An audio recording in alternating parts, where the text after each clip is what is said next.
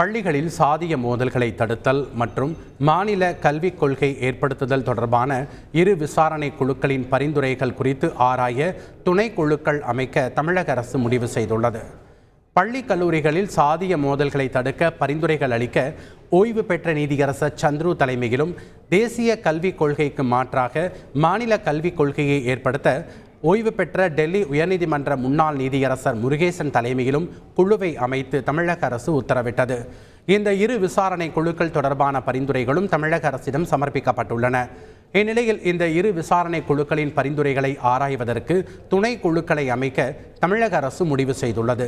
2 வார காலத்தில் இந்த குழுக்கள் அமைக்கப்படும் என தமிழக அரசு வட்டாரங்கள் தெரிவிக்கின்றன.